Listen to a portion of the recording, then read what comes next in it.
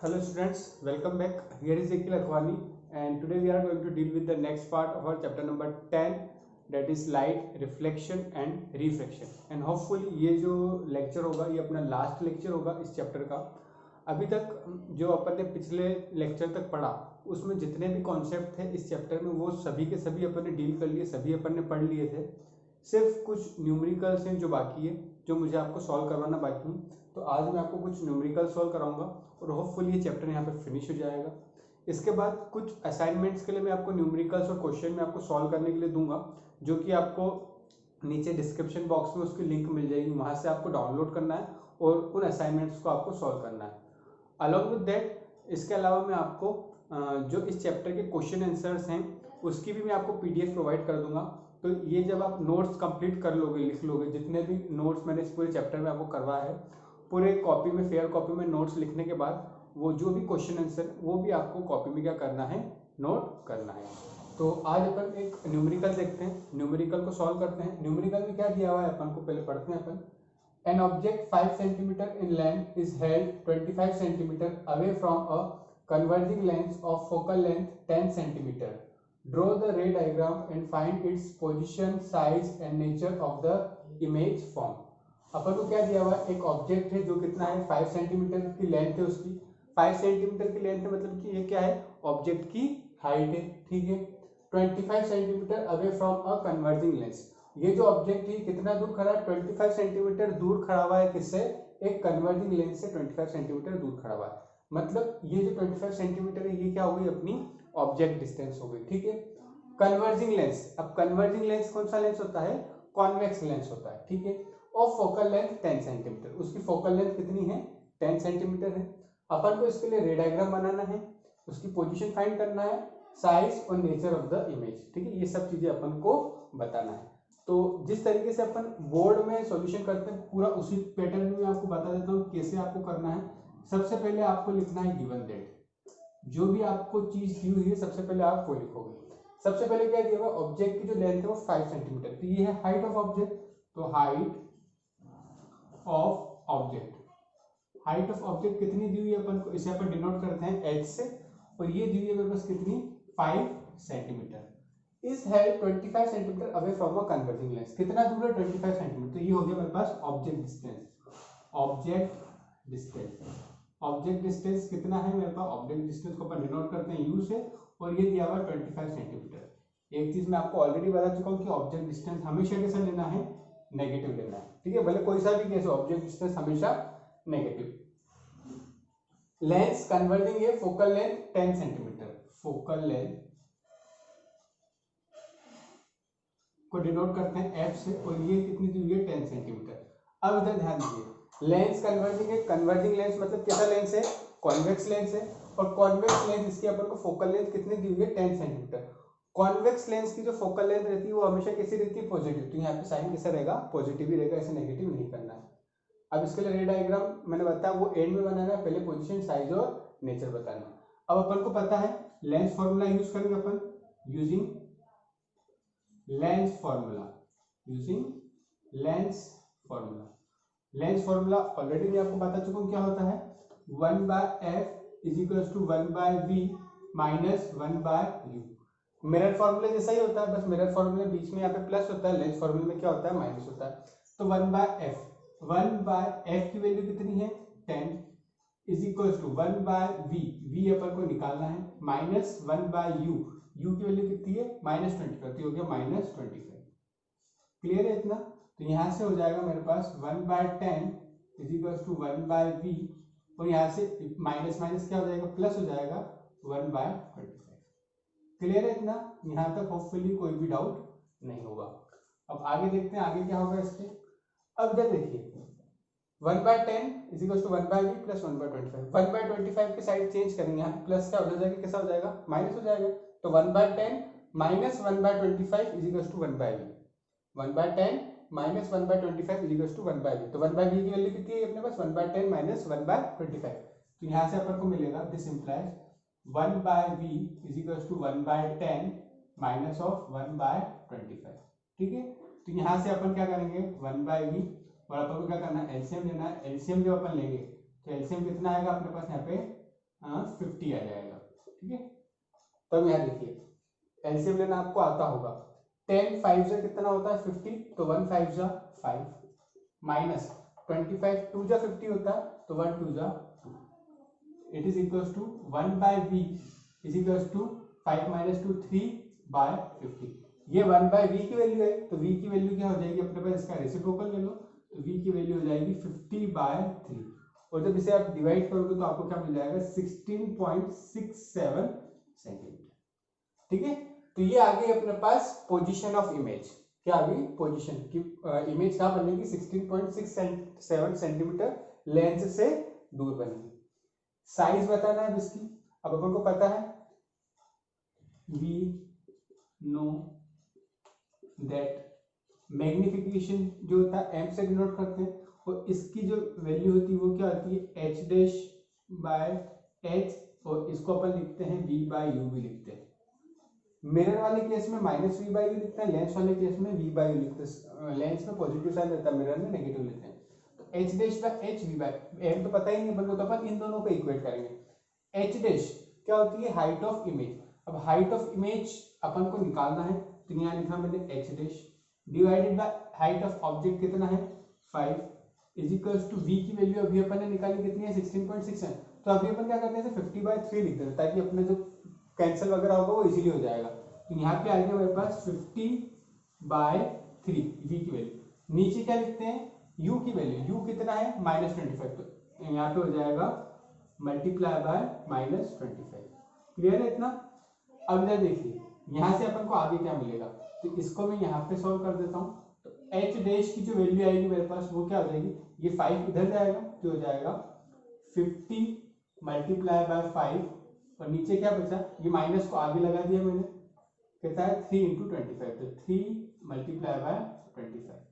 Clear, तो 25 1 times गया और 25 2 टाइम्स गया।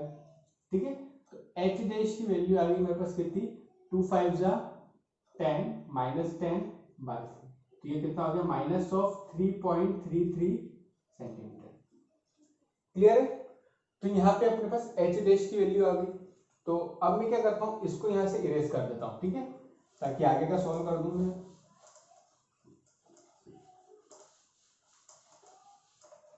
तो यहाँ पे अब मैं लिख देता हूँ जो एच डैश की वैल्यू है, एच डैश की वैल्यू कितनी है मेरे पास माइनस ऑफ 3.33 सेंटीमीटर। तो ये क्या हो गया मेरे पास साइज ऑफ इमेज, पोजीशन बता दी, साइज बता दी, अब क्या बताना नेचर।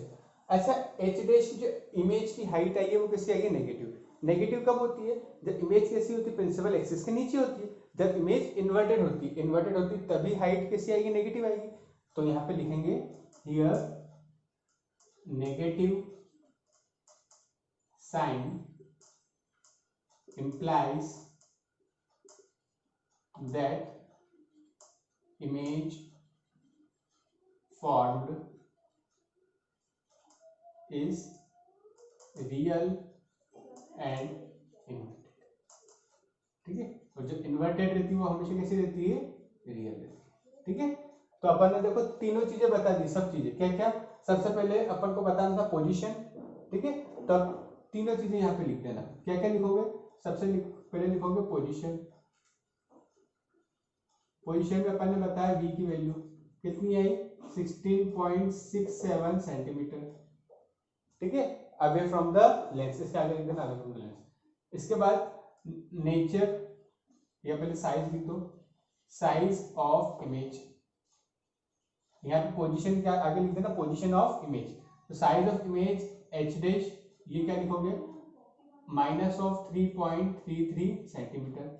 और नेचर, नेचर क्या लिखोगे, nature will be real and inverted. ठीक है, तो इतना हो गया। अब एक चीज और बोली थी इस क्वेश्चन में, ये करने के बाद कि अपन को इसका रे डायग्राम भी बनाना है। तो रे डायग्राम आप किस तरीके से बनाओगे, ये पूरा मैं इरेज कर देता हूँ। रे डायग्राम ऑलरेडी मैं आपको बता चुका हूँ कि रे डायग्राम अपन कैसे बनाते हैं, बस यहाँ पे मैं आपको थोड़ा सा एक्सप्लेन कर दूंगा। बाकी रे डायग्राम बनाना आपको खुद को ही है। अब कैसे बनाओगे रे डायग्राम भी देख लो। सबसे पहले कन्वर्जिंग लेंस है, कॉन्वेक्स लेंस है, तो अपन ने एक पहले लेंस बना लिया कॉन्वेक्स लेंस इस तरीके से। ठीक है, यहाँ पे अपन को एक प्रिंसिपल एक्सिस ड्रॉ करना है, ये हो जाएगा इसका ऑप्टिकल सेंटर। यहाँ मान लिया इसका F1, यहाँ हो गया इसका 2f1, यहाँ पे f2 और ये हो जाएगा 2f2। क्लियर है इतना। अब इसके बाद आपको क्या करना है, इसको पहले तो ऑब्जेक्ट को रखना पड़ेगा, तभी आप उसकी इमेज बना पाओगे। बाकी तो मैंने सब बता दिया इमेज कैसे बनाना है। अब यहाँ पे देखिए ऑब्जेक्ट कितना दूर था, ऑब्जेक्ट था 25 सेंटीमीटर दूर। ऑब्जेक्ट 20 मतलब यहाँ से 25 सेंटीमीटर दूर है, और इसकी फोकल लेंथ कितनी है, फोकल लेंथ है 10 सेंटीमीटर।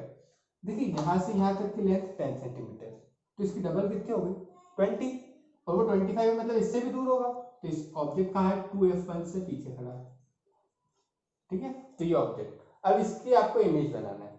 इमेज होपफुली आप बना ही लोगे, कैसे बनाना मैंने बता दिया।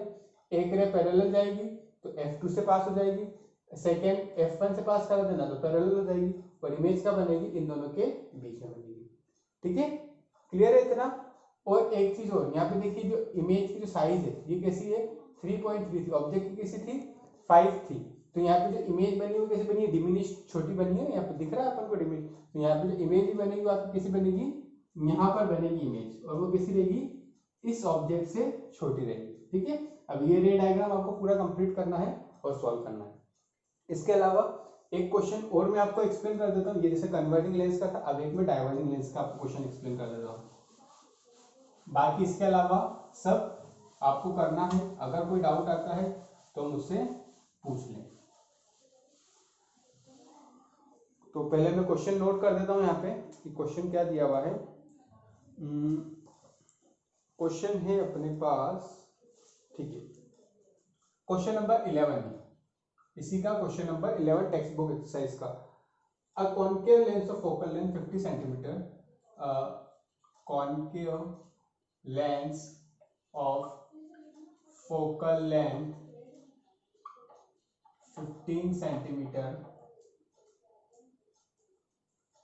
forms an image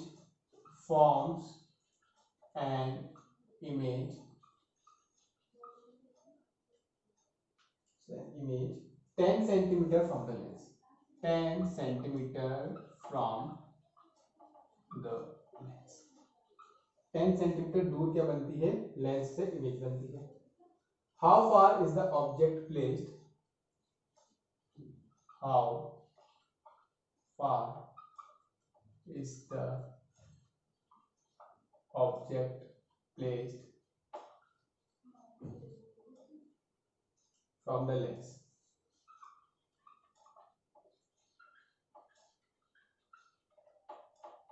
Draw the ray diagram.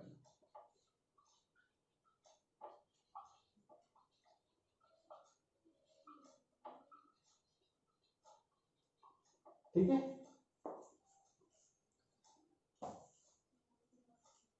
अब यहाँ पे देखिए अपन को क्या दिया हुआ, कॉन्केव लेंस दिया हुआ, उसकी फोकल लेंथ दी हुई है। तो सबसे पहले वही सॉल्यूशन, मैं सॉल्व नहीं करूंगा ऐसे, सिर्फ आपको वैल्यू गिवन दैट लिख दूंगा, बाकी सॉल्व आपको करना है। ठीक है, कॉन्केव लेंस दिया, फोकल लेंथ 15 सेंटीमीटर, तो गिवन दैट